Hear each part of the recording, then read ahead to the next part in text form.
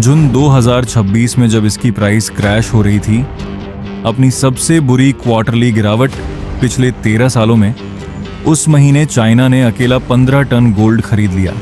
सबसे ज्यादा एक ही महीने में पिछले 2.5 साल में। लगातार 20वां महीना है जब चाइना की बाइंग नहीं रुकी। तो सवाल ये है, जब प्राइस गिर रही थी चाइना खरीद क्यों रहा था? क्या वो गलती कर रहा है या कुछ ऐसा जानता है जो बाकी दुनिया को अभी तक नहीं पता?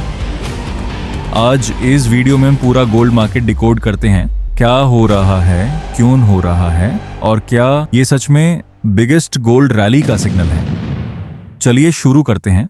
पहले थोड़ा कॉन्टेक्स्ट समझ लेते हैं।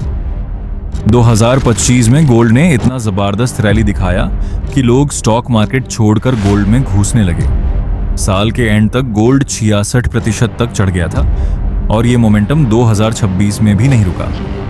जनवरी 2026 में गोल्ड एक रिकॉर्ड हाई पे पहुंचा, $5,542 प्रति ऑउंस। एक हफ्ते में ही 9 दिन लगातार ग्रीन कैंडल। लेकिन उसके बाद क्या हुआ? गिरावट, बड़े लेवल पे गिरावट। आज जुलाई 2026 में गोल्ड 4,000 से $4,200 के रेंज में ट्रेड कर रहा है, मतलब अपने पीक से रफली 25% नीचे। अब यही वो जगह है जहां ज्यादातर लोग कंफ्यूज हो जाते हैं। प्राइस गिर रही है तो क्या रैली खत्म हो गई? यही सवाल चाइना के एक्शन से पूरी तरह कंट्राडिक्ट होता है और यही क्यूरियोसिटी है जो हमें अगले पॉइंट में ले जाती है। ये करेक्शन अचानक नहीं आया। 3 वजह समझ लीजिए। पहला, यूएस फेडरल रिजर्व के रेट हाइक के चांसेस बढ़ गए। जब इंटरेस्ट रेट्स ऊपर जाते हैं, गोल्ड जैसा नॉन यील्डिंग एसेट कम अट्रैक्टिव लगता है क्योंकि इन्वेस्टर्स को फिक्स्ड इनकम में बेटर रिटर्न मिलता है। दूसरा, ईरान यूएस टेंशन ने मार्केट को वॉलेटाइल बना दिया। नॉर्मली जियोपॉलिटिकल टेंशन में गोल्ड सेफ हेवन बन जाता है, लेकिन इस बार अनसर्टेनिटी इतनी ज्यादा थी कि इन्वेस्टर्स ने शॉर्ट टर्म प्रॉफिट बुक करना बेटर समझा। तीसरा, जो लोग 2025 की रैली में लेट आए थे उन्होंने जल्दी एग्जिट लिया जैसे ही प्राइस स्टॉल हुई, यानी एक चेन रिएक्शन बन गया। तो शॉर्ट टर्म ट्रेडर्स के लिए ये एक नॉर्मल करेक्शन था, लेकिन एक प्लेयर इस पूरे ड्रामा में अलग तरह से रिएक्ट कर रहा था। जब रिटेल और इंस्टीट्यूशनल इन्वेस्टर्स बेच रहे थे, पीबीओसी मतलब चाइना का सेंट्रल बैंक ने अपनी बाइंग बढ़ा दी। नंबर्स देखिए, मई 2026 में पीबीओसी ने 9.9 टन गोल्ड खरीदा, 2 साल में सबसे ज्यादा एक महीने में। फिर जून 2026 में 14.93 टन, यानी एक ही महीने में परचेज में 50% का जंप, वो भी जब गोल्ड अपनी प्राइस की सबसे बुरी क्वार्टरली गिरावट से गुजर रहा था। पिछले 13 सालों में सबसे बुरी। ये लगातार 20वां महीना है जब चाइना ने गोल्ड खरीदा है। 2015 के बाद की सबसे लंबी स्ट्रीक। टोटल होल्डिंग अब 2,340 टोनेस तक पहुंच गई है। अब यहां एक इंटरेस्टिंग फैक्ट है जो ज्यादातर लोग नहीं जानते। इतना सब खरीदने के बाद भी गोल्ड अभी भी चाइना के टोटल फॉरेन रिजर्व्स का सिर्फ 10% से कम हिस्सा है। कंपेयर कीजिए यूएस से, अमेरिका अपने रिजर्व्स का रफली 70% गोल्ड में रखता है। मतलब चाइना के पास अभी भी बहुत लंबा रास्ता है अगर वो उस गैप को क्लोज करना चाहता है। यही वो पॉइंट है जहां असली समझना जरूरी है। सेंट्रल बैंक्स ट्रेडिंग नहीं करते, वो एलोकेट करते हैं।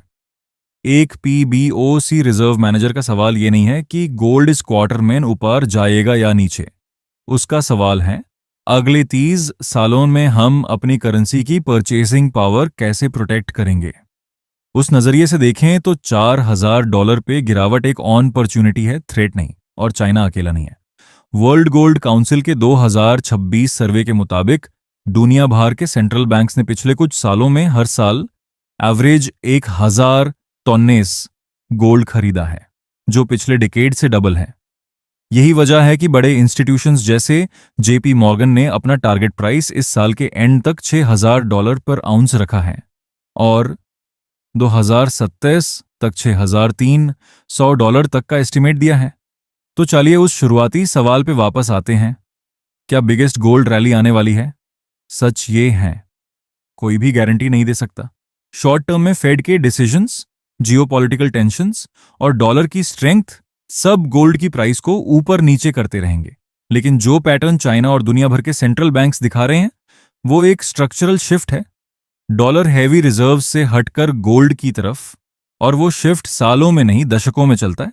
इसका मतलब ये नहीं कि आप कल ही अपनी सारी सेविंग्स गोल्ड में डाल दें। इसका मतलब ये है कि गोल्ड को अपने पोर्टफोलियो में एक डाइवर्सिफिकेशन टूल की तरह देखना, ना कि एक गेट रिच क्विक बेट की तरह। यही समझदारी वाला अप्रोच है।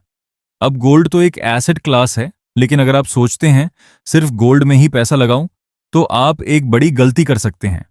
क्योंकि जब मैक्रो ट्रेंड्स इस तरह शिफ्ट करते हैं जैसे अभी हो रहा है, तब सिर्फ कमोडिटीज नहीं, कुछ स्पेसिफिक स्टॉक्स भी इस शिफ्ट से सीधा फायदा उठाते हैं।